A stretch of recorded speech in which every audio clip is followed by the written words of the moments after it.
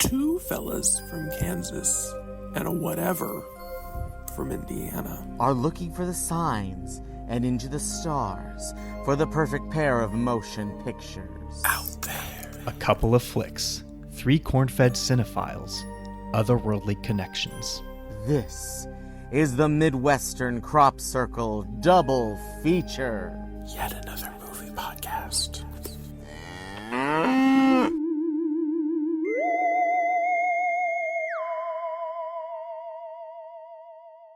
You think this is going to lead you to the bodies? Because I sure as cuss don't. Do me a favor, Captain. Go cuss yourself. Welcome, everyone. We are the Midwestern Crop Circle Double Feature Podcast. Yet another movie podcast. Hello, I'm Zay. I'm the Indiana one. And here with me are the two distinguished Kansanians. Kansans.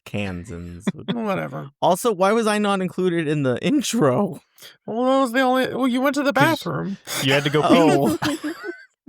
Okay, because you started talking, I went, shit, do I have to say something? I was going to do it by myself at first, and then I was like, well, Brett's right here. Might as well just do it. Well, damn, okay. Made more sense that way. So how are we doing? I'm Brett. Oh, yeah, that's right. Christian, did you say you're Christian? I'm Catholic, but yeah, I'm Christian. Mm. But, Welcome to our podcast today. Today is the day we got the sad news. Nicole Kidman and Keith Urban are splitting up after 19 years because Nicole Kidman finally listened to one of Keith Urban's songs. and she finally got to that recording of American Idol from years ago and thought, oh, no. I just want to point out that today, Brett broke breaking entertainment news to me twice. Oh. And I'm the one who's currently unemployed. And I'm like, why are you the one telling me this? Wait, what was the other one? The Simpsons movie is getting a sequel. Oh, yeah. That was... Sure. I love the Simpsons movie. I'm so excited. 2027. Oh, Brett. So... Christian, you're with me on this, right?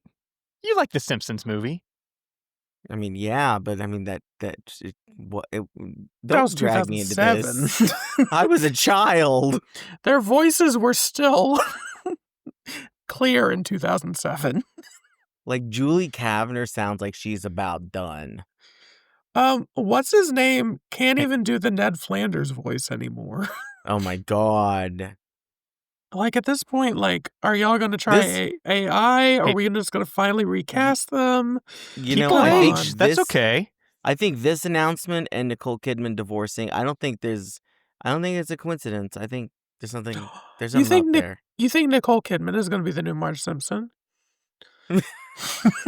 Amazing. Let me get more Australian accent here. Oh, homie. She did Lucille Ball, and now she's going to do Marge Simpson. She's coming for all the comedy icons. I guess. She did Elizabeth Montgomery. Oh my gosh, she did. Next, she will go for Jack A. Harry in 227, where she can just go Australian accent, Mary.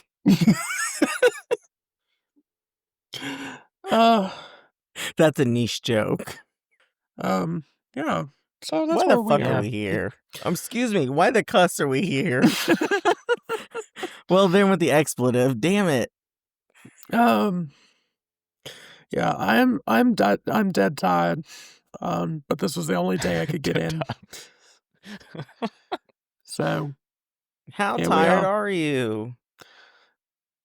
So tired I could stuff a wombat up me kangaroo shoe, and I'd still say thank you. And why are you tired? Because I'm really that famous. Oh, sure thing. That was an inside joke for. If you subscribe to our Patreon, you can get all of our group chat texts. starts deleting. That's a hell of a deal. Hell of a deal. I will say for the first time in 2 episodes, this is not a Zay-centered episode. Well, that's It's how true. we're formatted. Today's a Brad And episode. the audience wants to hear me, but alas, they have to wait. This was decided because you didn't want this month. It's true. Had to Do save the November thing. for you. Do Do what the thing? thing. What thing? I'm gonna put you in a hole. with the whistle. God. And no cell phone in sight. Oh my god. Wait, is the theme today holes? Could be. It could be. I keep finding more and more similarities between these movies the more I think about them. So I think I did okay. The fact that Kidnapped Child is not one of them is kind of impressive. That came up. Kidnapping, thieves in general. These are films about thievery. But are we ready? Are we ready to talk about these movies? That's kind of what a segue is called, Okay. which what I was doing. Okay. I didn't know that that's what the thing was. Brett's So, in the hole right now, so. the reason I picked these two movies is a little bit different. It wasn't narratively, although they do have narrative similarities, I will say, that I'm sure we'll get to. It was more aesthetic and visual in nature. Not that Fantastic Mr. Fox and Prisoners are similar looking films by any means. But I was thinking, I have the month of October. Of course, the first thing I thought of was we got to talk about horror movies. I said, that's a lot of pressure because you two are like the horror aficionados. So I'm going to only do that for 1 week. That's coming. We will talk about horror films at some point. But today, we're going to talk about another October theme, and that is autumn, fall.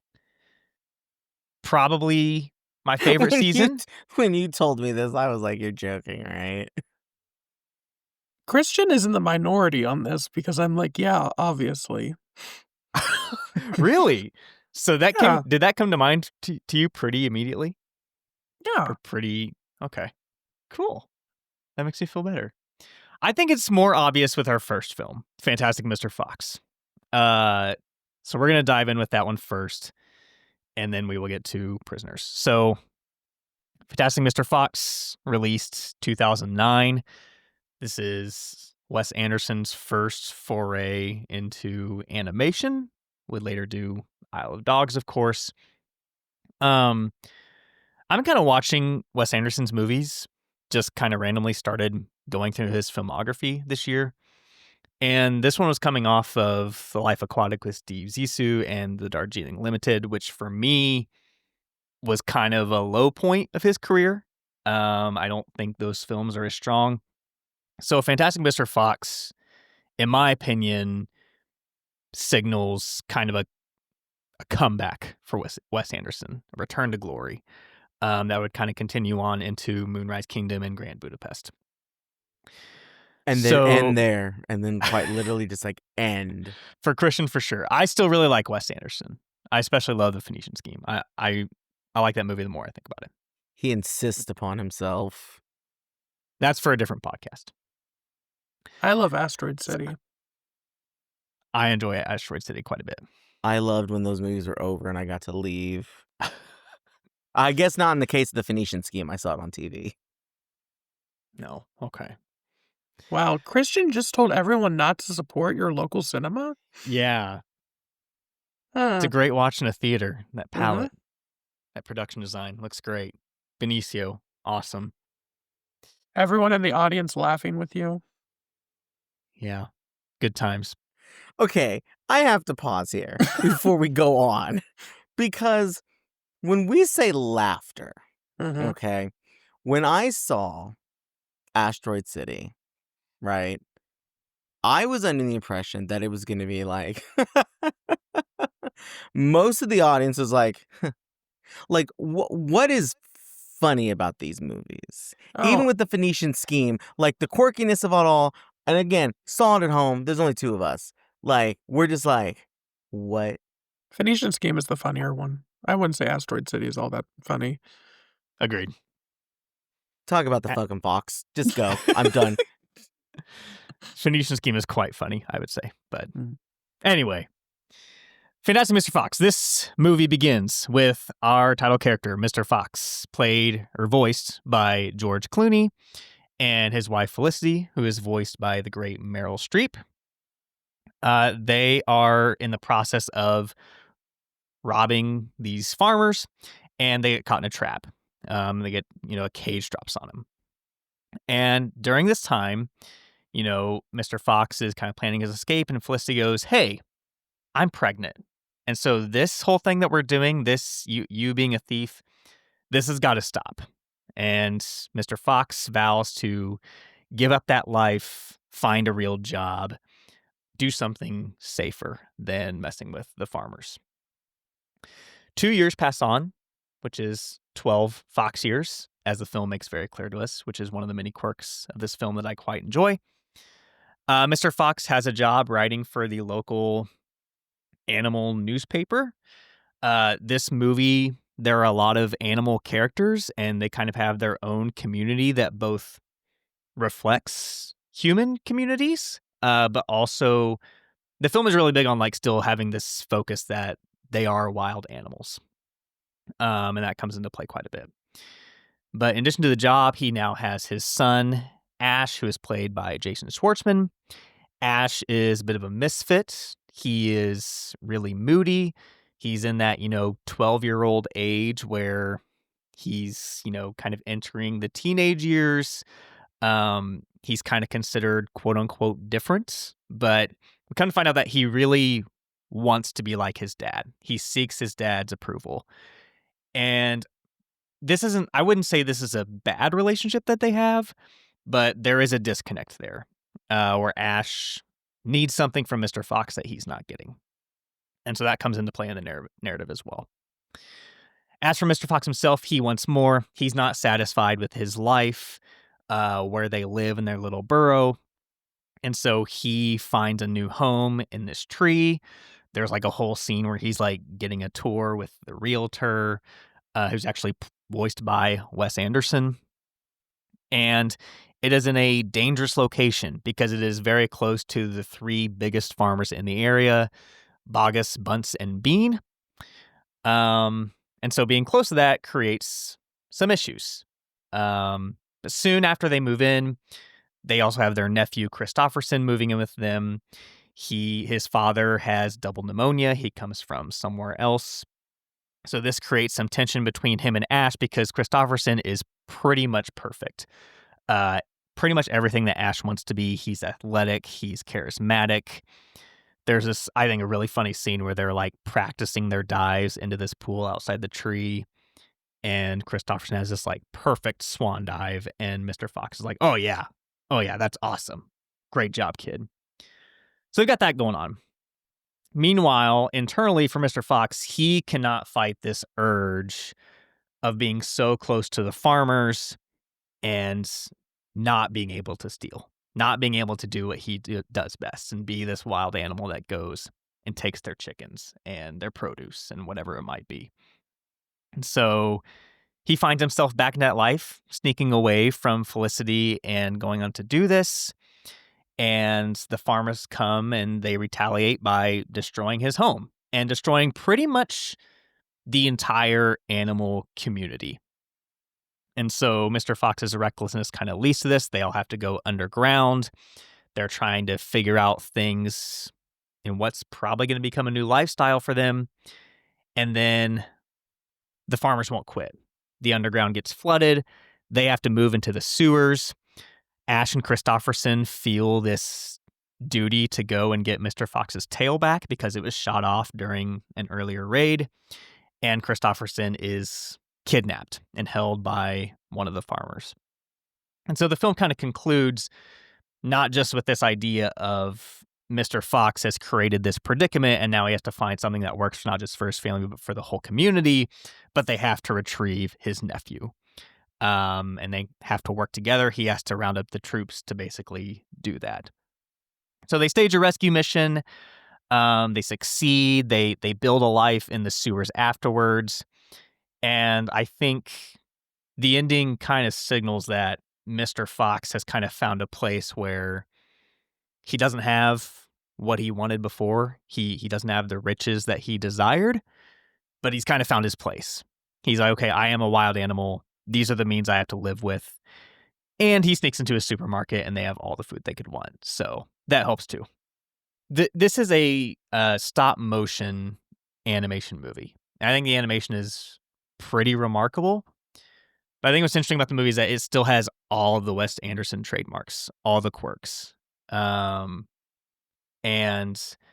I picked it, like I said, because of these fall aesthetics. Pretty much the entire film is filled with like warm colors. There's a lot of orange, red, brown, that, there's trees with very few leaves, there's grasses and vegetation, there's like a real connection to the nature. It kind of looks like a painting that you might find on a grandma's wall or something like that, with just how the landscape is presented and how they exist within it. So when I thought of fall, a lot of ideas came to mind of like fall colors, orange, brown, whatever it might be. This really captured that in a really creative way, I thought. So, initial thoughts on Fantastic Mr. Fox. This film lost the Oscar to Up, and I think that was a bad decision. Damn, we're just pissing off Christian left and right today. Tonight is the night that I get attacked. I don't agree. Thank you. But I Come don't back. necessarily disagree either.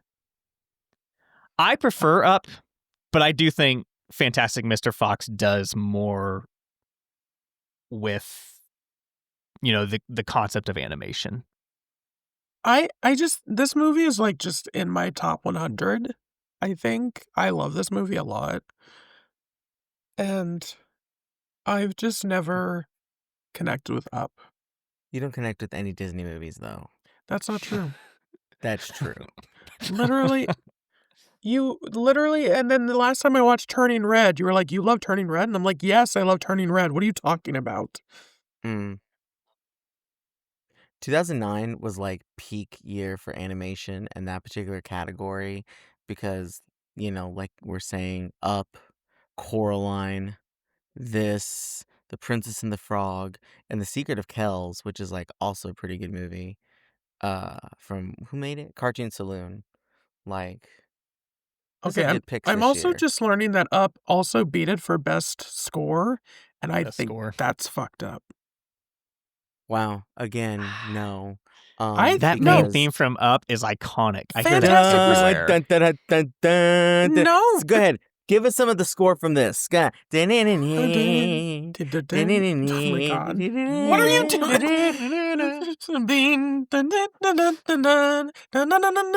It's great. I love it. I will listen to the Fantastic Mr. Fox. Put this score and Ups in a lineup and tell me which one is getting taken to the slammer. What does that mean? What is that? Here's what I will say. Which one's illegal? I can't believe I'm dogging on Fantastic Mr. Fox right now. But the thing about the score of Fantastic Mr. Fox is great, but it also has a great soundtrack. And so I think of the soundtrack more than I do the score itself with Fantastic Mr. Fox. I will not allow Alexandre Desplat to get such... He deserves the world. He makes good music. Mostly. As does Michael Giacchino.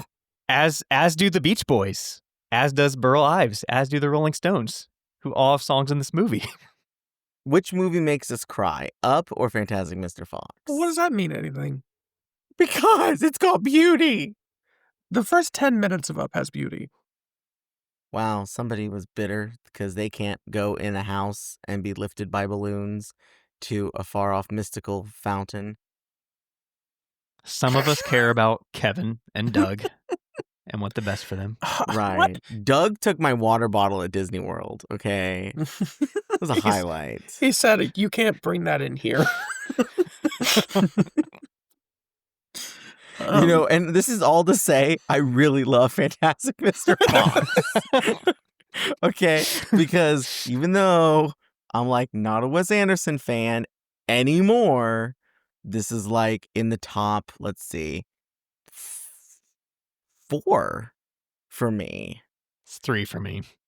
Because like this, Tenenbaums, Moonrise, Grand Budapest, yeah, they're all like there. This is good. I really like it. I like the voice cast a lot. I love the fact that I believe this is Meryl's one animated movie.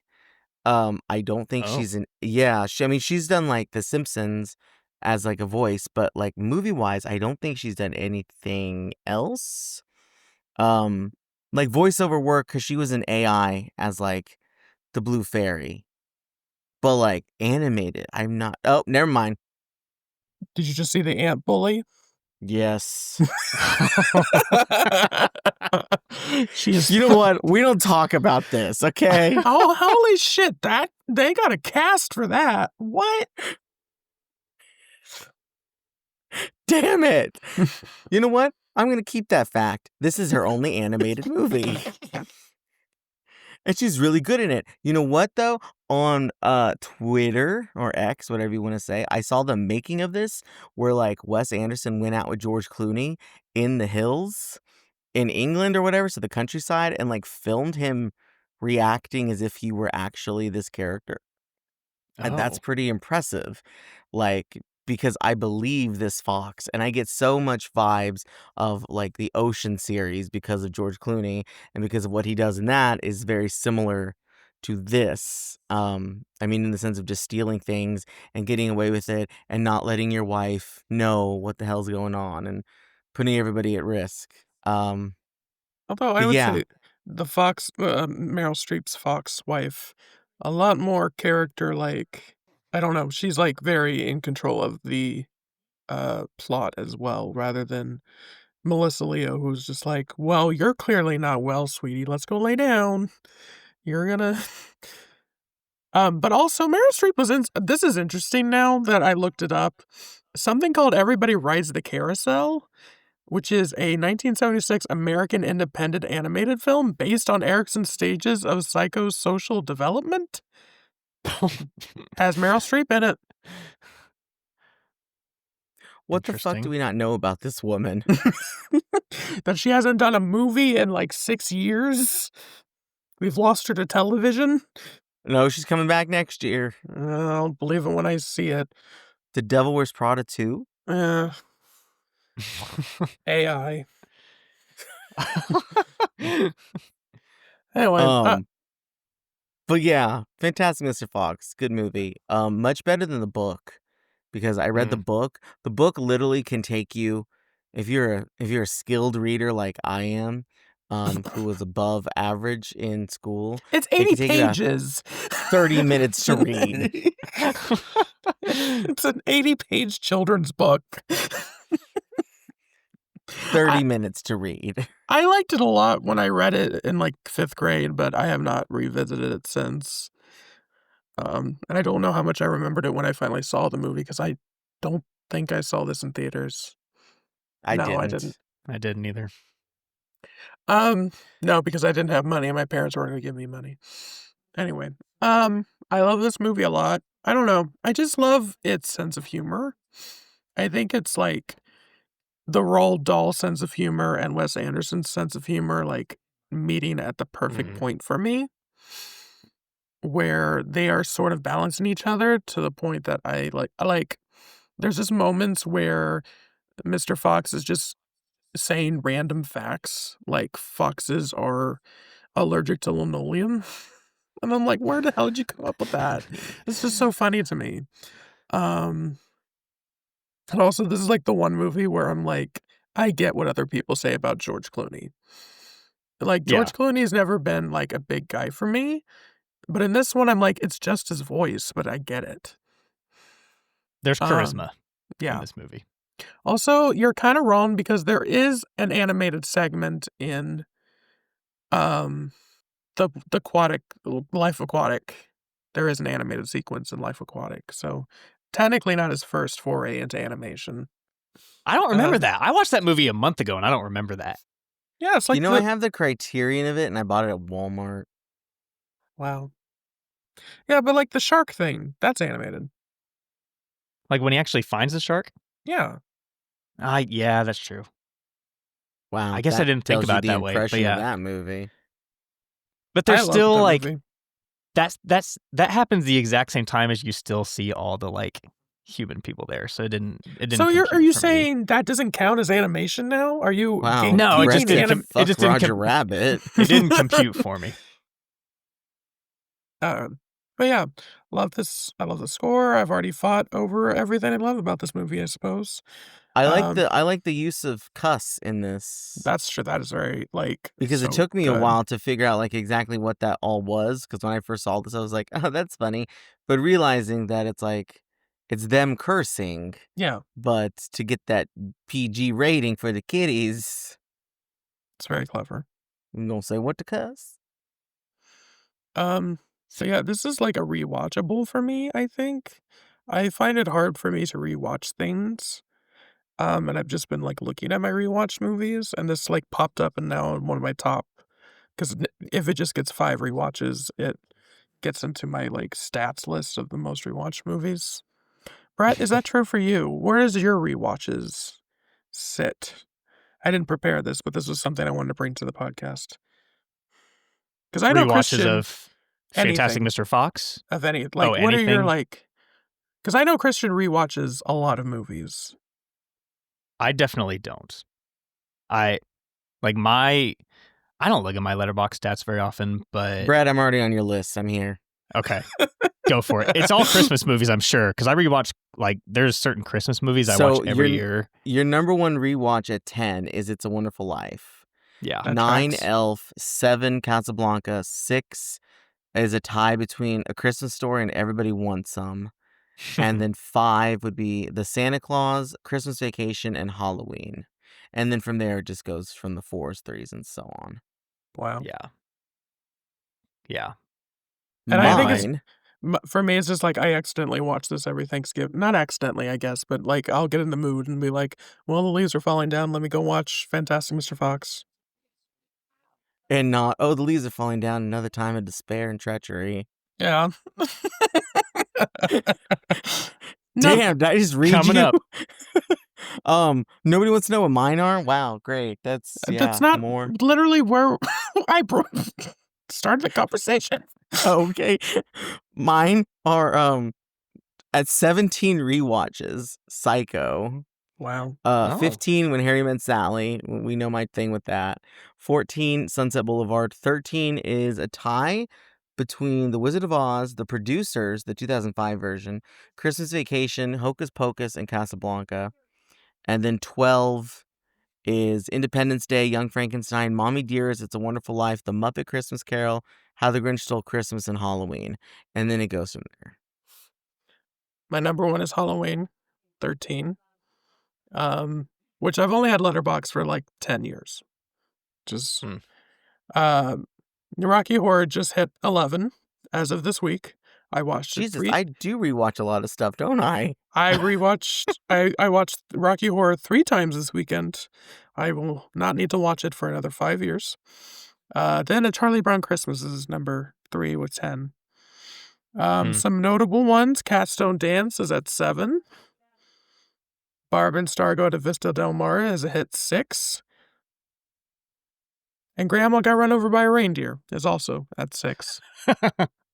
That is crazy that like both of yours, Brett's ends at 3, yours is 5, mine is fucking 8.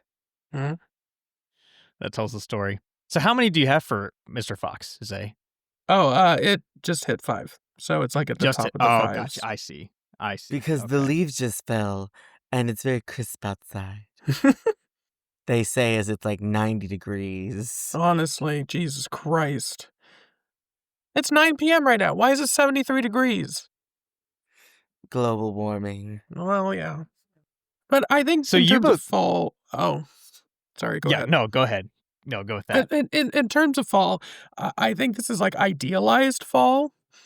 Like, Obviously, the plot is not idealized, but, like, aesthetically idealized fall of your browns and oranges and reds and just I don't know, the very movie fall of, like Yes. yeah, and I think It's that's Like, cozy.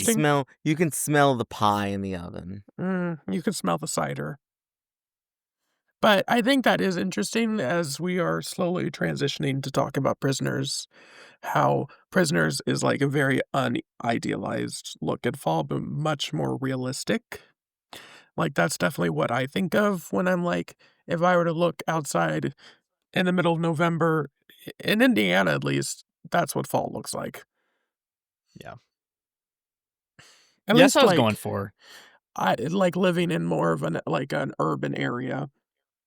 Like, living out like, I used to live in the country at one point, very, like, idealized fall, that's what it would look like. But when you live in, like, a city area with, like, gravel road and asphalt roads and It's cars and like shit. how when you see some movies where they're like, "Yeah, let's go up the coast or whatever to see the leaves changing colors." Mhm. Mhm. It's that feeling, like, get the maple syrup and all that. Vermont. But then at the same time with that, I'm just like, "Okay, there's the trees, now what? Do I cut them down?" No, no. You just admire them, admire nature, how nature Yes. moves Just us. take it in. I don't see you walking children in nature. There's also there's also a big point of, like, cider in this movie. One of the Mm. farmers has, like, a cider mill, and that's a big fall thing for me, especially, like, Christian, where we're at, we have, cider mills nearby that draw a lot of people over fall, and Believe me, it's a big deal. yes, because my dad loves going to them even though they're busy, but he gets me the root beers there, so Good I stuff. love an apple cider slushie. I'll fuck one of them Mhm. they up. have those there too, and they're so good, and I'm like, "Ugh, fuck the sugar levels," and I drink one. A good apple cider donut. Oh, Ugh. yum. Mm, Brett's also just telling me he goes there without letting me know, so I wow. haven't been there in, I don't 3 years, 2 or 3 years maybe? that's where I did a I'm corn overdue. maze. Overdue. You both talked about how I had no familiarity with this character, Hmm. the Roald Dahl stories, until this movie came out. So you both mentioned that you had read it as children. Christian, you Children, talked I read it about like a month ago. sorry, Zay, you read as a kid. Yes. But Christian, you mentioned that, making it PG for the kiddies. I'm curious, do you think kids like this movie? I don't think Have they so. seen it? Yeah, no, I don't think so either. Like, I mean, I can see, like, it would take a certain kind of kid. Yeah. Like, but like your normal, like, iPad kids, maybe not. No, I think Like it's too sophisticated. like, if they went Yeah. who released this? Um 20th century. Oh, So yeah, there you duh, go. because it's a Disney movie now. yeah, that's right. Mm. So, like, the Ice Age kids aren't gonna be as invested in Fantastic Mr. Fox. But I don't know, if you showed it to the right kid with the right sensibilities, I think that it would have been, like, their favorite movie. But it definitely does not have a broad appeal to children. Well, Yeah. I think too these days, like adults with kids, and this is just because I know an adult with childs, are like, where's the Disney movie at? Because literally, I got a few weeks ago, where's all the kids' movies? And I was like, well, you can go see the one where Jesus gets his hands impaled. Like, that's out. But I don't like, I kind of what Zay was saying, I don't think the iPad kids of this day would appreciate this at all. Yeah. I agree. I think, you know what I think it is too? I think it's very wordy. Mhm. Like, Yes. they talk a million miles an hour in this thing, and you have to really keep up with it. Like, as an adult, it's not that hard. Yeah. And especially if you're like a Wes Anderson fan, you're used to it at this point. But, like, Like, I think yeah. as a child, I would have liked it. I don't think it would have been my favorite, but I would have liked it that it was just, like, different. Yeah. I think once I hit a certain age, like maybe 11 or 12. 11 or 12-year-old Brett probably would have clicked with it a little bit. But I also Anything think below that. keeping it PG also kept it at a nice, like a nice little, like, box that Wes Anderson had to put himself in that I think he excelled at trying to do with it. Like, Yeah. it really elevated his script, I think. I'm also interested that you picked this because, as you know, I tease you a bunch for not seeing animated movies a whole bunch because I am the animated person here in terms of, like, I don't know. I will still go see the Disney stuff. I'm not a fan of the K-pop demons of this year. I'm sorry, everybody. Ooh. I I haven't seen it mean, yet. see, and you won't. So I like the animation. you This refuse to see Elio, and you hurt me. So I saw Elio. did you really? Oh my god. Yeah. I was considering it, and then they were talking about how Disney cut out all the gay stuff out of it, and I'm like, well, now that I know, I'm like, what could have been? But then at the same time, if you actually watch the movie, you're like, where would this fit? Mm, mm.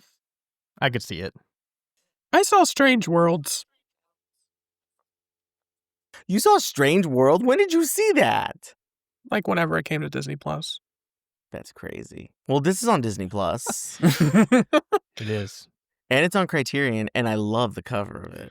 I still haven't watched Same. Captain America Saves Israel, so I'm behind on my Disney Plus watching. I'm gonna skip that one. Okay. But Harrison Ford becomes Red Hulk. Ugh, it's so brutal. Moving on. Okay. Fantastic Mr. Fox, Don't good wanna touch- movie. Well, I know what I'm Um, picking for my next one. No, but you mentioned the humor as well. Mm. It is a very funny movie. I think the Wes Anderson of it all is very funny. Noah Baumbach is also a co-writer on it as well. And I you know find what? I interesting. just learned that like right before we started this. That's weird. I think I Yeah. knew that at one point, but I definitely forgot. Yeah, it's interesting. I don't really see it, but one of I think my favorite like comedic moment in the movie is the titanium card. Oh yeah. How did you qualify for that? And he's like, I pay my bills. I've always had great credit. And it's like, I can't put my finger on what it is, but there's something about how these animals are presented like humans, but also they could dig burrows in like 5 seconds flat. That, I don't know, just really works for me. It's really cool. Like they're humans in a way that it's like so like mundane. Like it's the most boring part of being human that these animals are relating to us. And it's not like your DreamWorks shtick of like, just making references that the adults in the room will chuckle at. Yeah. Or not chuckle at. When they plant the catnip on Puss in Boots in Shrek 2, though. No. Sure. Big DreamWorks fan over here. I also love how they have a little dance party every time something goes well in this movie. Mm. It's very cute. My favorite piece of animation in the film is at the end when they're both glowing. I love that. Yeah. Yeah. Because you can tell they're like completely different like puppets in that second. And I just love that they had you take the time to make puppets just to make that joke. Yeah. The close-ups in particular really reveal the puppetry side of it. It's like, we're not hiding anything from you here, Mhm. which I think is cool. So one other thought I had, just kind of as a transition to Prisoners as well, is Mr. Fox as a character. Mhm. And this idea of fatherhood and him feeling like he has to provide, he has to make things better, and his sort of recklessness and narcissism creating all the issues that happen in the movie. And so, I don't know, that was another thing where I was like, would kids like, because Mr. Fox, he's our hero, but he's like very flawed too. which I think is another thing that's like, it's a Wes Anderson thing. It's a complex, good movie type of thing, but kind of unexpected for a movie like this, I think. So that's just another thing that I think will tie into the next film we discuss. Any other thoughts on Fantastic Mr. Fox? Nobody even talked about Whack Bat, but go off. Would you like to talk about Whack Bat? It's fun. I don't know. It's cute. Do I understand it? No. Do I love it? Sure. I live. That's it. You know, part of me, I forgot the possum's name. Oh, Kylie. Kylie? Yeah. I know it's not Richard Kind, but he looks like Richard Kind. That's all. Never You know what? considered that, but I can see it. Richard Kind and George Clooney are like besties. I believe that. I think anyone could be best friends with Richard Kind. He did a really good guest spot on Girls 5 Eva. All right. Well, Zay, as you mentioned, Fantastic Mr. Fox was my idea of idealized fall, the pretty cozy fall. Prisoners is not that. Okay, Douglas Sirk over here. I did consider one of his films as well, but we'll get to that. Oh, man. So Probably would've been happier. Prisoners. This is true. Not for this part. That would have replaced Fantastic Mr. Fox. Oh, okay. Pretty much from the beginning, I was like, we're going to do fall movies, but one of them is going to be the cozy fall and one of them is going to be the dreary fall. And the dreary ones were a lot harder for me to think of. In fact, when I came up with Prisoners, I was like, that's it, and nothing else has really challenged it, when I was thinking about putting this together. So Prisoners came out in 2013. It was the first American production from Denis Villeneuve. I remember seeing this one in theaters, unlike Fantastic Mr. Fox. And yeah, really enjoyed it then. Still love it now. It is the story of two families, the Dovers and the Birches. They are spending Thanksgiving together in a fictional city in Pennsylvania. And they're all gathered. Just to run down the cast real quick. The main one here is Keller Dover, who's played by Hugh Jackman. He kind of serves as one of the two primary characters. His wife is played by Maria Bello, and they have a teenage son and a young daughter who's like 7 years old, I think. The other family includes Terrence Howard as Franklin Birch. His wife, Nancy, is played by the great Viola Davis. And they also have two daughters who are the same age as the other kids. And so... And is Hugh Jackman's best non-Wolverine performance. I would agree. Probably. I think it... Honestly, I think it might be his best performance, period. I mean, that's what I was kind of thinking between him and Jake Gyllenhaal, where I was just like, oh, Yeah. you remember when these guys did good movies? Yeah. Like real movies? Yeah, I mean, Hugh Jackman did this 4 years later, did Logan, which is like the other contender for me. Jake Gyllenhaal did this and then did Nightcrawler the next year, which is like chaotic, amazing performance.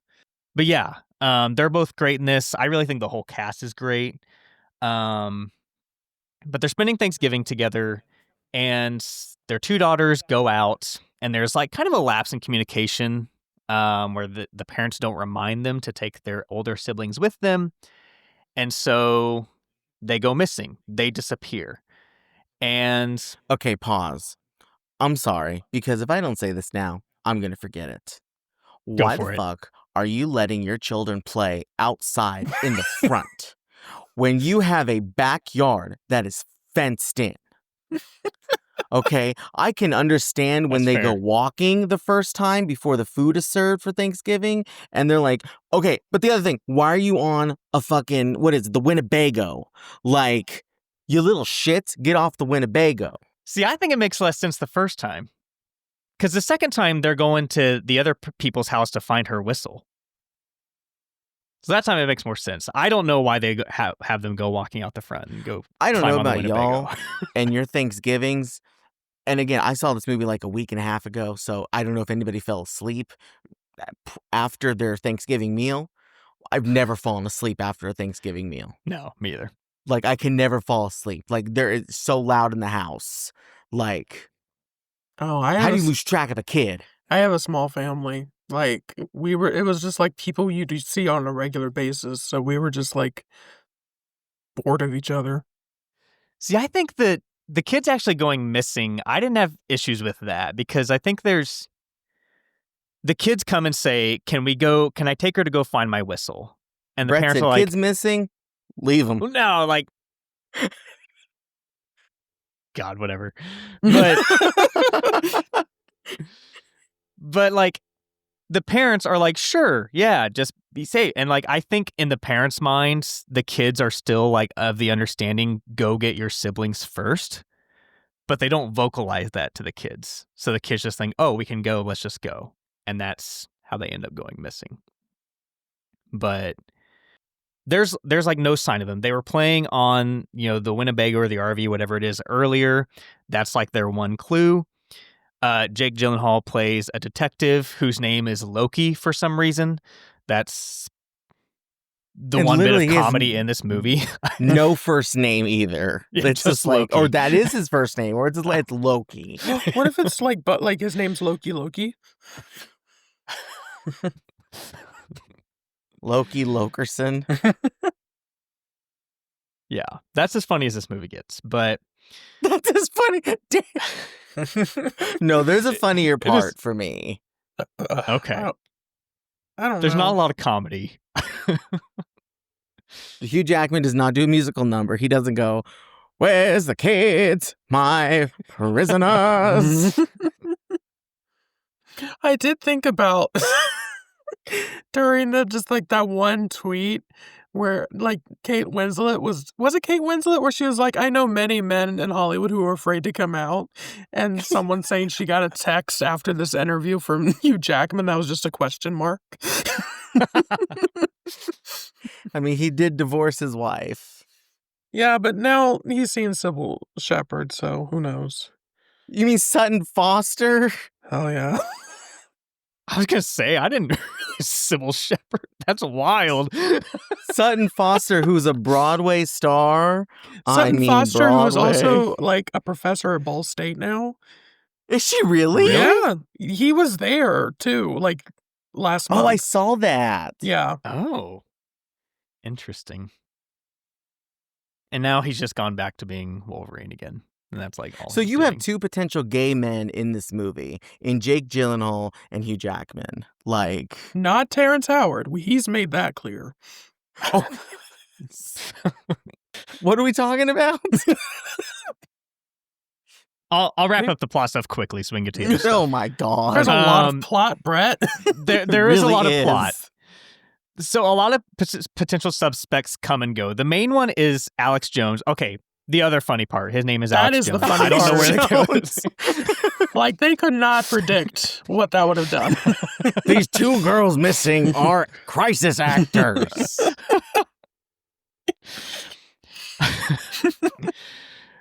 But he's played by Paul Dano, who I think is also really great in the movie. True. And he's always Loki great, reveals he is always great. That's true. Loki reveals that he like has the IQ of a child. And so they make an arrest. Loki is not convinced he has anything to do with it, so he lets him go. And then Keller confronts Alex Jones because he's convinced, and Alex says they didn't cry till I left them. And so it kind of diverges into like the Loki side and the Keller side and how they eventually converge. Keller is like, I'm going to take this into my own hands, kidnaps Alex, locks him in this old abandoned place that he has possession of because his dad left it to him, and basically builds a torture chamber to try to coerce information out of him. On the other side, Loki is running down other leads. he finds this priest who is like a former sex offender and finds a corpse in his basement. And the Crazy. priest And it's the priest is wild. The priest is played by. Wow, really? Who is the priest played by? It's played by Tony Award winner Len Cariou, the original Sweeney Todd. Oh. Can't believe I didn't come up with that. Sorry if I see Len Cariou and I go, there's Sweeney Todd. Well, it makes sense that he killed this guy and put him in his basement then, I guess. But he basically says that this guy that he killed said that he killed 16 kids as a war on God, which comes up later. There's also Bob Taylor, who's played by David Dastmalchian, who like acts suspicious at a vigil. I just had a realization. What's that? I'm gonna sound stupid. Did you watch The Wrong Prisoners? No. But the guy he killed was the lady's husband. Oh my God, yes. Christian, did you not catch that? No. Oh, shit. Yeah. We just spoiled a big-ass plot description. Whatever. If you were listening to a podcast... We should have put a spoiler warning. Yeah. We're not holding back. Yeah, because he has his necklace is the maze. You're right. And then there's a photo of her husband. And there's a lot of things happening in this movie, Brett. this is only my love it. Second time watching this. The last time I watched it was like in 2017. Yeah, I think I've seen it 3 times. Yeah, there's a lot of stuff like that where it all connects. Okay. Bob Taylor, we find out, like, he's really weird. He has, like, maze drawings all over his wall. He has, like, boxes with snakes and bloodied children's clothes hidden in his home. It seems like he is the killer. And it's revealed that, no, he's not. He's basically acting out because the actual killers kidnapped him as a child and he escaped and is like, this is his way of dealing with the trauma of it all. To quote Wendy Williams, you never know when the killer's out there. And O.J. Simpson. Wonder if he ever found him. Yeah. It all comes together. Loki doesn't so much solve the case as he like stumbles into it, which I find kind of interesting because he's supposed to be the best. He's like this highly touted detective. Whereas Hugh Jackman is doing these crazy, chaotic things and like kind of like, I think the thing about the movie that really works for me is like, it's this really devastating tragedy where these girls are missing and we don't know where they've gone. And the likelihood of them having been murdered is very high. It kind of both it exposes who these people are. In some ways, it reveals their humanity, and in some ways, they abandon their humanity. And I find that really interesting. I think the performances really hone in on that. But yeah, we'll skip the ending. It all comes together. It turns out that Alex's quote-unquote Aunt Holly, who's played by, what's her name? We just talked about her. Melissa Leo. Melissa Leo. Just like coming a few years off an Oscar win. She was the one who was doing all this with her husband. Her husband was the one who killed those 16 kids, as he claimed. Their child died at a young age, and so they took on this as a war on God and to basically make demons out of traumatized parents. So yeah, they're pretty fucked up. Instead of like getting a job or anything. Right. So Keller confronts her. She like captures him and puts him in a hole in the ground. And then Loki finds her. Pause. Not a cell phone in sight during this part right here. That's not a cell phone in sight, y'all. This is true. Related to that, there's a lot of newspapers in this movie. And like, not to sound like, a zillennial, but by 2013, the newspaper wasn't exactly where you got all your news anymore. I don't think. I took a Uh, class around this time, and I remember a girl came in because we had learned about like the importance of newspapers, and she told the professor, "I saw a newspaper yesterday." And I was like, "Sit the fuck down, Deborah."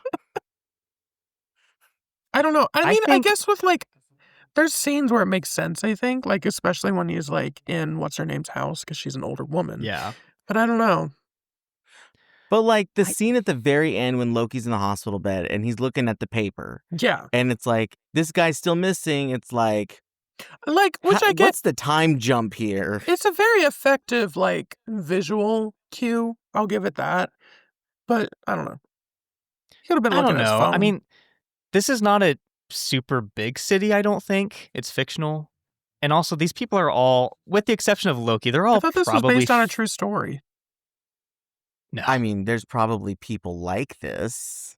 I think there was like a story that was written that itself was maybe inspired by a true story, but I don't think this is like directly pulled from anything. The town is definitely fictional. They're also, with the exception of maybe Loki, they're all like 40 plus. So I'm not too surprised in 2013 if these like 40 plus year olds were still reading the newspaper pretty often. I suppose. But the cell phone thing, that's fair. Like, why didn't he not have his cell phone with him? Because he has it earlier in the movie. But doesn't she, like But she makes him take everything out of his pockets and shit, right? Wasn't that one of the things? You could still track it. I suppose. In 2013? Yes, you could because, okay, side note. So we had somebody going missing here in KC area around like 2006, and they were able to like find her. Unfortunately, didn't end well, but because of cell phone tower service. So it's like it's a possible thing to do. Alright, fair enough. Ow. And like 2013 is not it yes, it is far, but it's not as far as I guess you think for Yeah. technology. Hmm. Hmm. But also, like, you're telling me nobody thought to move anything in that yard? Like, this is where also the theme of police are incompetent. Yeah. I mean, that's Or I definitely part of guess it. humans are incompetent because the humans of Yeah. Fantastic Mr. Fox can't outwit. Sure, They yeah. clearly cannot outwit a fox. I mean, also with prisoners, it's like saying that about cops, but it's also just talking about, like I mean, Keller as well, because like, taking matters into your own hands is Mm-hmm. just as bad, if not worse. Yeah. It also is, I mean, it's also frustrating that there's the point where he's being followed by Loki. I mean, he's followed many times where he's like, "Why are you following me?" Like, sir, why do you think I'm following you? Because, like, I'm trying to help you. You're acting very suspicious here. Like, I think it's my job to help you. That's an interesting thing about the film for me, though, because, like, that's who Keller is. Keller is, like, toxic masculinity amped up. And, like, his resolution to everything is, let me show you the tough guy. Let me be the overbearing father who's, in his mind, is trying to do his duty. I think Maria Bello has a line in the movie that's like, because she's having a tough time with this, not doing well, and she says, "You told us you would protect us from everything," and so I think it's a really interesting portrayal of like this hyper masculine idea of fatherhood and what he sees his duty as, and it ends up I with mean, people getting hurt. right? And he draws everybody into these things that he's doing. Like, I think the biggest shock for me is that Viola even knows what he's been doing, and it's like, whoa. Also, I think when I saw this was coming fresh off of her being in The Help, that I thought she was going to be in this a lot more than she is. Mm. Yeah, this was still That's part fair. of her bit part time, I think. Yeah. Yeah. Better role for her than, Extremely Loud and Incredibly Close. Gosh, I always legitimately forget that she's in that movie. That's wild. Also, Maria Bello, very good in this. Hmm. I don't like know her enough to like say anything else on that, you know? I think Who she's is better she? in this than she is in The Fighter, which she won an Oscar for. I said Maria Bello. Oh, Maria Bell. I thought you said Melissa. Sorry. I Wow. also fucked up earlier where I mentioned that Melissa Leo was like the depressed wife character, and I meant Bello. Wow, Melissa Leo, who had to pay for her own Oscar campaign, would not be pleased with you two right now. I mean, she got the Oscars, so like, good for her. Yeah, good for her. Consider. Don't I I've think still never seen The Fighter. Oh. I haven't seen it since I was in high school, so it's good. I don't really have thoughts. Do y'all like the ending of this movie? I will say I looked up because it's left ambiguous as to what happens. And I, of course, am like, no, not in my house, not in my world, or whatever the Laura Dern phrase is. So I looked up what are the intentions here, and the writer saying what happens, and I'm like, I'll accept that. So it's like, I like it. I like it. I think it's kind of cliche though, It's one of those Sure. moments where you're just like, the person's standing around and then they hear something, they turn their head, and it's like end credits. It's like, I'll go even further back because I think you're just talking about the ambiguity at the end, right, Brett? Yes, the Uh, last scene. I think like the whole third act, I am a little like, I wish it had more of a punch to me. Mm. There's something about the ending where I'm like, it's satisfying enough, but I guess both times I've seen it, it hasn't been like, I don't know, my brain has not just been like splattered against the wall with just such surprise. That being said, I mean, Melissa It Leo didn't give you the is like a shock factor. great, right? Which it's Yeah. like so windy up until that point that it's like, well, you need to land this plane, and like they do it well enough. Yeah. And that's where I'm just like, fine. But yeah, I think I agree with just like it is kind of like we've seen this kind of ending before. I think it'd be more interesting to like at least to some degree just be like kind of like Hugh Jackman's POV and just like be like see what he sees down there and if he can hear anything. And like he doesn't even know what that sound means at that point. Yeah. Like, did things happen? Did things go well? Who knows? And I think it is kind of a cake and eat it too. Like the young girl is safe and she's like better, which is not like I'm disappointed that happens, but it's like you kind of figure that that's going to be the ending. Oh, see, I had a different read of. I love the scene with Loki and the girl because the girl is saved, but her face is blank. Mm-hmm. Like her eyes, there's not much there. Sure. So I really like endings like that where it's like everybody is okay, but they're not okay. They were saved, but like, this is not. I wouldn't call this a happy ending. Right. Um, It's happy for scene the with audience though, because it is what the audience wants, regardless of like sure, which again, more nuance. You're giving it more nuance than like the average viewer, I think, which is also what the sure, filmmakers intend as well. sure. For the Hugh Jackman blowing the whistle thing, I'm kind of on its own. I really like it. I really like it because I think about all the other possible endings for that character, and they would satisfy me a lot less. Like if Loki finds him and he I goes mean, to jail, whatever. the thing is, I think they're going to find him regardless because eventually they're going to have to move that car. I think so too. It might be too late though. Like we don't know how long he's been down there. Because that's the thing with like Christian said about the newspaper. Like, how many days has it been exactly? Right. It's either like they find him and he's okay and he goes to jail, or he dies, or like, maybe she could have shot him. Those just aren't as satisfying to me. So it's a tough one for me because I agree with the idea of like have your cake and eat it too. and like leave the audience guessing. But I'm also like, nothing else would really work for me there. I think I would like it just a little bit more if Jake Gyllenhaal wasn't there. Oh, and it was just him blowing the whistle. Yeah. That I could get behind that. Because then it's like, I get behind that. he's still there. There is still a chance someone could find him. Yeah. But it's not like in that moment. That Because makes that would sense. make me feel a little more like, okay. Because no matter what happens, he kind of deserves it. In a way. Right. Right. But it's also just like the film's idea of just like bad things begot other bad things. Like, if you let it get to you, you're just going to perpetrate what's happened to you. Right. Right.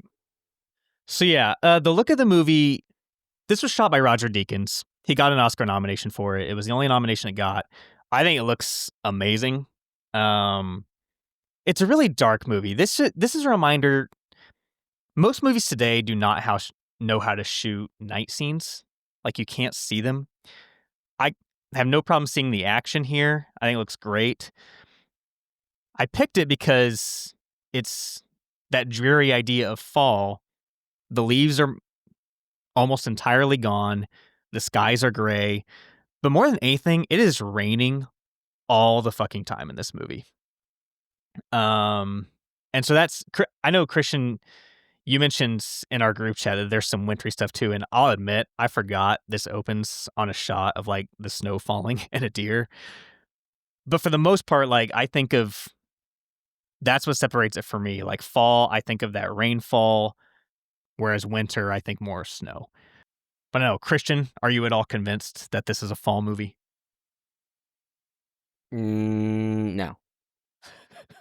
See, I feel think it feels like a winter movie than more than anything.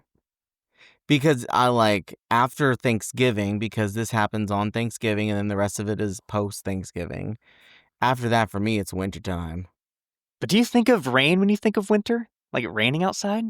The good people of Washington State, probably. it's in Pennsylvania. Yeah. Just because Brett loves the snow and likes to gallivant out there when it's like blizzard conditions. It's a good time. Which is it? Is it fall or is it winter for you? Pick one. It's fall. This? You. The prisoners? You. Oh, I said Brett, rain, fall, No. snow, winter. There's like very little snow in this movie. I'm talking about you. Because do you like fall or do you like winter more? Oh. Probably fall. That's a damn lie. I like both. They're probably my two favorite seasons. I have more pictures of you on your Facebook outside in blizzard-like conditions with the dog. That's a Haley thing. But I'm going back to the movie. I think the interesting thing about time, though, is this all could have easily happened within a week. Mm-hmm. Or it could have been like a whole year, and it doesn't really say which it is. I think I think the disappearance to the finding them, I think is fairly quick. It's the part after when Keller goes missing that I'm not sure of. I don't think it's a huge amount of time, but that's where I don't know how long it's been. I don't know, because at one point it kind of just feels like the police are not like searching for them as hard. Like they're not doing like manhunt kind of situations anymore. I also like, it's also hard because we don't see what happens to the girls. And in my mind, I'm like, how long can you drug girls like that and they'll still live? Right. So that, I don't know. That's a good question, though. We're not really given a solidified timeline in the movie. I mean, the one girl's still in the chair when they go thank him. Mm-hmm. Viola's, yeah, that's true. I mean, Viola and Terrence Howard's kid is able to at least say something. Yeah. Which, first of all, again, police, why are you letting Hugh Jackman in there when she's just waking up and he's like, where's she at? Where's she at? Where's she at? What happened? It's like, my God. Like, yeah, the police also let someone grab their gun and like kill himself in the interrogation room. So like, They're not great. Time to go get a donut, I guess. So, yeah. comparing the two films, Father issues. if you combine the casts of these two films, you start to get a little bit of a doubt reunion. There you go. Daddy issues is a big one. Meryl Streep That's and always Viola like- Davis. Oh. Christian had the look on his face like he was doing hard math. Like, were Philip and Amy in this and I didn't know? No, father. Pretty much every single Wes Anderson movie is about fathers in some way or father figures. Definitely, It's like that's something. Definitely, at least with like Fantastic Mr. Fox on, it's definitely predominant. Yeah. So that's not surprising, but yeah, I think Prisoners. That's obviously a big theme there as well. How fathers see their role within their family Mhm. unit, I think, is really interesting. There you go. Also, Holes. Make a lovely triple feature with Holes. Digging up holes, dig. Dig it up. Dig a tunnel, Yeah. dig a tunnel. Dig a tunnel, dig a tunnel. Lion King 1.5, anyone? What was that? Quick before, before the the hyena hyena comes. Wow, and Brett calls himself Been a too Lion King long. fan? A Been too long for cinephile, me. Ethan? Wow. Been too long. Any other films that fit the bill of this double feature? Are we on that one? I mean, I'm is there ready for other- that. Okay, let's go. I always forget this one, and then I add things like the last second. Number 3 is a great call. I didn't even think of that. I'm Thank dumb. you. Thank you. But yeah, the other fall film that first came to mind for me, even before Fantastic Mr. Fox, was All That Heaven Allows.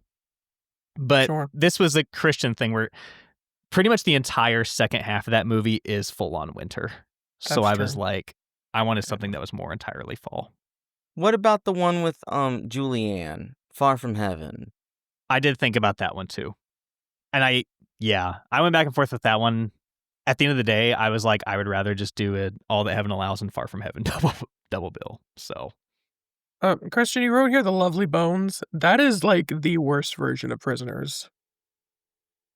We're not there yet. We're going in order. Are we? We don't need to go in order. Why are we like going down a line? Just go down the list. No, boring. Anyway, The Lovely Bones fucking sucks. I saw that in the theaters. I remember it, but yeah. Read the book and you'll be like, oh, Peter Jackson just wanted to like do the heaven imagery. That's all that really interested him. Also, Ryan the ones that I Reynolds- considered. Sorry, go ahead. Ryan Reynolds was supposed to play the dad, and then he got fat for the role, and they were like, we're just gonna get Mark Wahlberg. Wow. Yeah, it said Mark Wahlberg got Prisoners off the ground. Yeah, because he has I did the read that. producer credit, doesn't he? Good for Yeah, him. he does. Timothy That Chalamet. reminds me. What'd you do with my kids? Yeah, the Chalamet thing. That's Yeah. interesting. Chalamet auditioned for a role, probably like the son. Yeah, that's my guess. Weapons.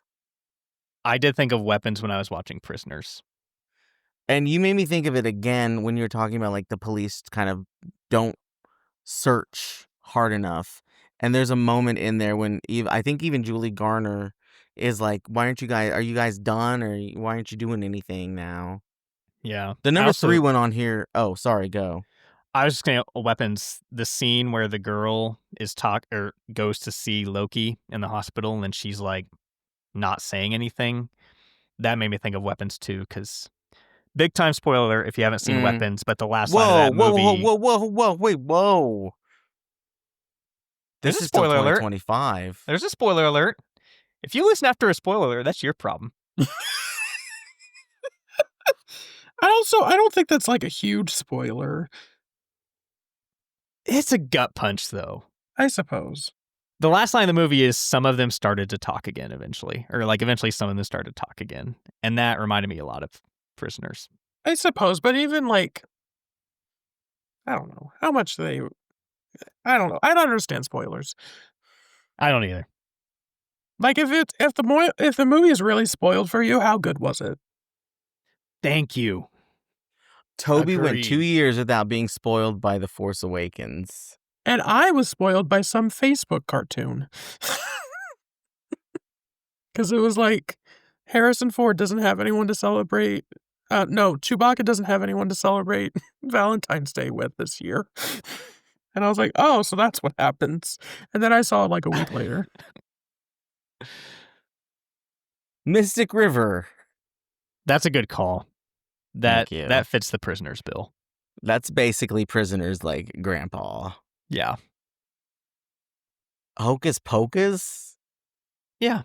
I think Fall fall vibes. Yeah. You've Got Mail? Fall vibes. Bookstore Hold vibes. on. Pause. Toby, You've Got Mail, fall vibes or winter vibes? Okay. He said winter. So do I. Oh. I say fall. I haven't seen it in a while, so I I've just also remember not like the seen it in a fall while. looking bookstore. So Oh no, Burrow. The little short Disney Short- film from a few years ago. yeah. Yeah. Halloween Town. Very similar to Hocus Pocus Yeah. with those vibes. Sleepy Hollow. No, it says Sleepy Hollow. Be quiet, you. Sleepy Hollow. But yes, very dark fall vibes. Little Women. Considered that one too. Also- It Did you cross my mind. really? Yep. You would have fucked up my Christmas It watch was another list. one. See, it was another one of those where it's like it's too much of a Christmas movie too. So Yes. Well, that one's just like, their lives just keep going. So it's kind of just like a it is year yeah. round. Yeah, exactly. The Lovely Bones. Stanley Tucci understood the assignment. My friend, the one who got married recently, me and her used to quote that movie all the time when it first came out. Like, I would stand next to her locker and I'd be like, "You're the shaman girl, aren't you?" Oh my god. And then we would always have a tomb in the middle of your house. Him and Susan Sarandon, who's just like smoking a cigarette anytime she's on screen. Oh shit. The trouble with Harry, not who the hell's Henry? Whatever. Okay, I was like, I've never heard of this movie. I don't The know what Trouble with happened. Harry. The Trouble with Harry. That's a very fall movie. Like, it's like... It is. And you know what helps with that? It's because it's in color too. It's not a Hitchcock black and white. It's a Yeah. Hitchcock in color. It's like one of movie. his first in Technicolor. Yeah. I think it's also considered for him like a comedy, which he doesn't do often. Yeah, no, it's good. I've got it pulled up on IMDb and it's like playing the trailer, thing, and yeah, very, very fall. That makes sense. So And not exactly a movie, but everyone, it's a movie length if you watch it all at once. Over the Garden Wall. Brad, have you ever seen Over the Garden Wall? nope. What the hell? My that the, God, you hate yourself. Who did that? Was that- Your mama. Cartoon Saloon? No, it was Cartoon Network. Cartoon Network. Oh, it's Cartoon Network. Okay. Yeah, You've never seen Over the Garden Wall, it's good. Brad. and you claim to like fall. I Brad, didn't you realize would this was like a it. big deal. You would like it. It's so good. I kind of moved on from Cartoon Network in 2014, but Well, this was a thing that like came out, and it wasn't like a bit like Cartoon Network didn't really advertise it, and it was like kind of just thrown it's like out become there. like a cult following now. Yeah, because it was like they around got the, it for me for my birthday. around the time Adventure Time was out, and people were just like, "Oh, okay, but then like people were like really into it once it got popular. oh, it's short. I'll watch this. I was gonna say it should be on HBO Max, right? No, it's on Hulu. Oh. Well, you remember you got it for me for like my birthday or something. So, I vaguely remember this. Yes. well, I have it. So. And finally, this has to be a Zay pick, but Sure Mermaids. is. Love Mm. Mermaids. That's such a fall movie. And it's That makes definitely sense. like Prisoner's Fall, where it's like wet. Yeah. Brett, have you ever seen Mermaids? Yes. This was one of them that when we were doing that thing where y'all picked movies for me to watch, one of y'all picked it. Oh, And I watched okay. it. Yeah. Good Good movie. for you. I like it. Does he love me? I want to know. No, nobody? Okay. Is it in his eyes? Oh, Oh my God. that's my Cher impersonation. So good. How many impersonations have I done tonight? I've done Cher, Hugh Jackman. Was that a Hugh Jackman impression or just a... Yes. Damn. Brett reveals the next double feature. You All picked right. 2 good ones here, though, I will say. So Hey, thank you. Yeah. That's Yeah, the big thing. I picked 2 prize. movies that I really love. So Prisoners You can is one only of go those south from movies here. I really liked, but I was not sure if I'd ever like revisit on my own accord. So right, that it's was a good very job. hard. It's a very hard rewatch. Like 30 minutes in, I was like, "Oh my God, how am I gonna get through this?" It's a tough one, but I really love it. Still my favorite Denis Villeneuve film. Is that how you say his name? Yeah, he's very Yeah. French. Wow, everybody who loves Dune just said, I'm not listening to this podcast anymore. That's for damn sure. I mean, out of the ones I've seen, and I've not seen all of his features, but out of the ones I've seen, I've only Same. liked 2 of his movies. And they are Arrival and Prisoners. Arrival's right up there for me too. That's my number 2. So yes, Dune. I see, and I think to myself, am I seeing the same movie as everybody else? I'm not a fan. I think it's just okay. And I like the didn't second care one for more, Blade Runner but either. I do But I like didn't- Blade Runner a lot. I but- didn't care for the original Blade Runner either, so it was just never for me. Same. I think 2049 is actually better, but I think it's I know that's pretty not to look popular. at. It's pretty to look at, it's but pretty. I don't seek it out. All right. Are we ready for the reveal of our next double feature? Oh my God. This is the Fun. part I always get Ba-da-dun. nervous for. Ba-da-dun, dun, dun, dun, dun. Da-da-dun, da-da-dun, da-da-dun, dun, It is dun, dun, October. dun. It is October, and I promised 2 horror movies. He's Okay, gonna- okay. If any of these have to do with trauma, I'm out. I'm sorry. Trauma. Horror movies. Oh my God. The fact you're pausing and you're having to double check. I don't know. One of them, no. The other one, I'm not. I guess maybe. Oh, geez. Okay. These are 2 films I have not seen. Oh, So this is we're going on a little bit of a risk here. I that's think crazy. Okay. Have we seen Yeah. them? You've both seen them, and I think you both like them. Okay. There's a Zay, you question especially. mark. Now, I will say, Zay and I have 2 different definitions of a horror movie, and in terms of like what we like. So, Christian, I'm not sure if you're quite as fond of the second one as Zay is. God damn it. When I Okay, looked, here we but- go. Okay, so right now, it may not be when this episode comes out, but right now, one of the films that's been tearing up the box office is the new Conjuring movie. I could not pick The Conjuring because it's 2013, and we just talked about a 2013 movie. Okay. But I thought, you know what? Let's go and let's talk about haunted house movies. Let's go back and chart some, past haunted house movies, kind of see how we got to where we are with The Conjuring. Monster House. You got me. No, just kidding. The first one from 1959, William Castle's House on Haunted House Hill. on Haunted Hill. Okay. That's a One good that I've had on my watch list for a long time. You know, I'm now upset because our local small town independent theater is showing House on Haunted Hill in a cemetery, That's crazy. but they're sold out. Like they sold out within minutes. That's Then they had a wrong. second showtime that also sold out. So had I had known, Dang but it. it's fine. I'm It's sorry. fine because it's a good movie. And it's Good. also in good preparation for my small independent movie theater who is inviting Victoria Price.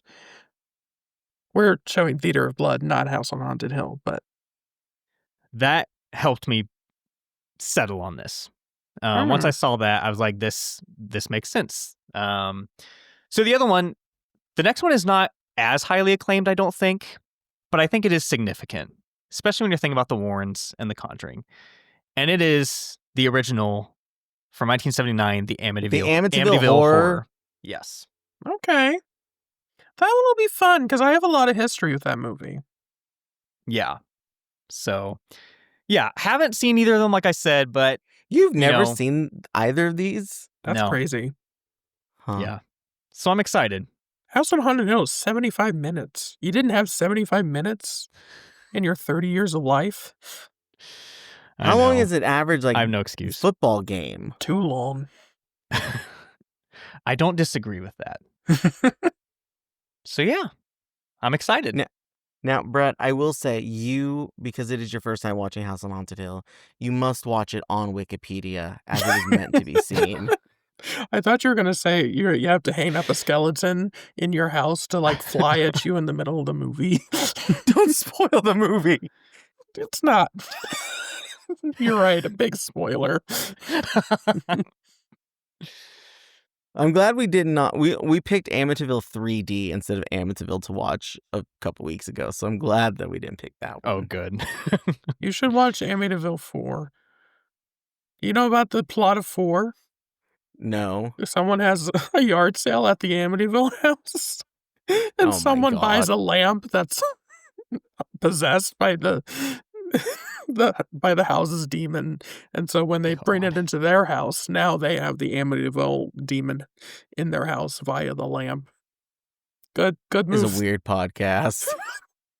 So yeah, there we go. Stars Patty Duke and Jane Wyatt.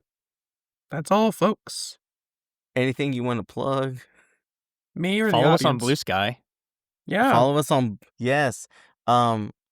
as Zay is promoting the Victoria thing again, let me get the Blue Sky name. I mean, I don't think any of my listeners are local, and if they are, they already follow my Instagram. There you go. Our Our Blue Sky is MW Crop Circle DBLFT. If you follow There we me go. on Blue Sky, I always whatever the fuck they call it on there. I share the things from that account, then it's much easier to follow it that way. But And on Letterboxd, I am Christian Alec 94. you can find me as Vanity Rex on almost every platform. You can find me as Bedos on Letterboxd. And I'll also say we're on, I think, all the big podcast platforms now, including YouTube. So Wow. we're there. It's just a podcast right now. Oh, thank God. Who knows? In the future, we might throw some video stuff in. But yeah, you can find us there too. We'll just do live rankings. That's what the kids do these days. Yeah, that's true. Or unboxing. Unboxing. All right. All right. Thanks, y'all. See you at the next one. Goodbye. Farewell.